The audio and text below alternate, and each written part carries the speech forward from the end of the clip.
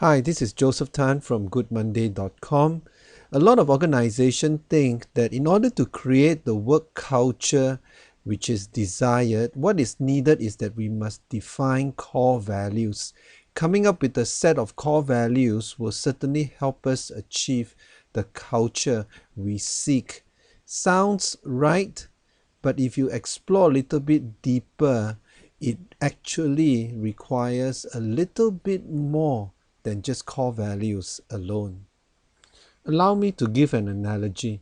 Core values defined by organizations are like stars that help to chart or navigate the boat.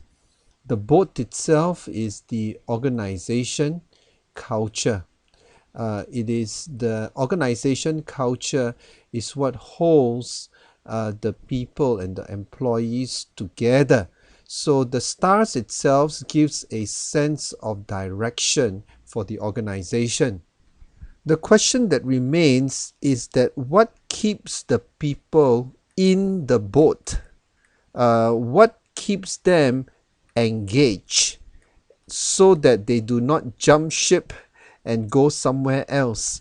What is it that will keep the culture together in a cohesive way so that we all head towards the star of our core values? There are two elements that we need to consider. One is how do we make sure that the employees are engaged? And secondly, what is the crucial factor that will actually cause this engagement process to happen and to make sure that everyone sticks together and stay united in the ship? The answer coming up next. The one crucial factor that will keep the employees engaged is the influence of the capable manager. It is the manager that exerts influence to keep the employees engaged. Here's the problem. We have too many managers who act like CEOs. They think that their job is to look at the stars. But it is not. The person who looks at the stars is only a few, the CEO and a few senior managers. The majority of the managers, their eyes are not supposed to be on the stars.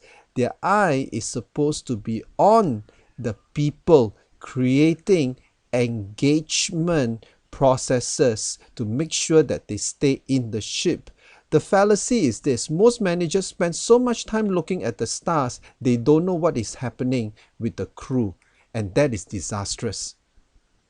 When we talk about core values, we are actually talking about the well-being of both the employee and the organization.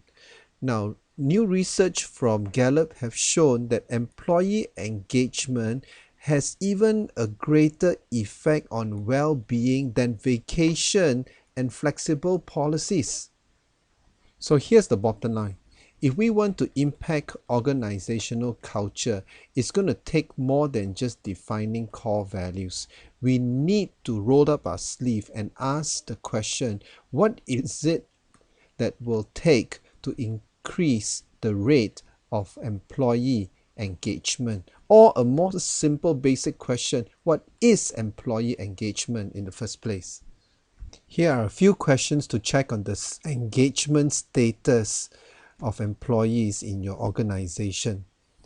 The first question an employee could ask himself: at work, do I have the opportunity to do what I do best every day? Do I have the opportunity to utilize my talents? How about job fit? Or am I just forcing myself in a job that is a mismatch to my talent and abilities? If we do not have opportunities to do my best every day, then disengagement happens, and that's not good for the culture. Next question. In the last 7 days, have I received recognition or praise for doing good work? Why 7 days? This reflects a culture of recognition. This reflects an environment where employees receive constant feedback about what they are doing well. When employees feel that their contribution is recognized, then that contributes to a positive energy in the environment, and core values become something that is real if recognition and praise is something that is generously and authentically given out on a regular basis. The third question is this: does my supervisor seem to care for me as a person, or am I just a dot on the organization chart? The saying is true: while people may join companies, but when they leave because of managers. Managers are the last frontier. Managers are the connecting point. Managers are the place where the rubber meets the road.